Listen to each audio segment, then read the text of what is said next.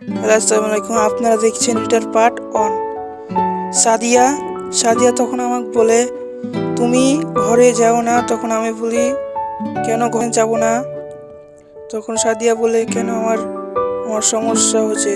কেন তোমার সমস্যা? তখন আমি বলছি, কেন তোমার সমস্যা হচ্ছে? তখন সাদিয়া বলছে, তুমি যে বললা, সেদিন বললা তোমার সাথে কোনো চালা করবো না, কোনো শব্দ করবো না। তুমি আইলা কেনে, আমার কাছে আইলা কেনে? আমি যাবো না, তোমার বাড়িতে যাবো না। তখন আমি বললু, না তোমাকে যেতে হবে, তুমি আমার বউ, তোমাকে যেতে হবে। তখন সাদিয়া বলছে, না তোমাকে আমি ডিভোর্স দিয়ে দেবো, তোমাকে আমি স্বামী মানি না। তুমি আমাকে মারো, ধরো, যা মন তাই করো, আমি তোমার বাড়ি যাব না। তখন আমি বললাম, আমার পরে রাগ করে লাভ নাই, যা হার হয়ে গেছে ওটা দেখে আমার লাভ নাই। তুমি সোজা কথা বলো, যাবা কি না? তখন সাদিয়া বলে, হ্যাঁ যাব, একটা শর্ততে। তখন আমি বলছি, কি? তখন সাদিয়া বলছে, একটা শর্ততে, আমার সাথে 10 দিন তোমাকে কথা বলতে, আমার সাথে কথা বলা যাবে, যেতে পারবা না তুমি। আমার সাথে 10টা দিন কথা বলতে পারবা না। তখন আমি বলছি, আচ্ছা ঠিক আছে, আমি 10টা দিন তোমার সাথে কথা বলবো না। আচ্ছা এখন না রাগ করে চলো, আমার বাড়ি চলো।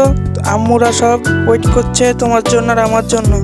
চলো, দেরি না করে আমরা এক্ষুনি রওনা দিয়ে দিই, নাহলে আমাদের জন্য আবার পরে সমস্যা হবে অথবা টেনশন হবে।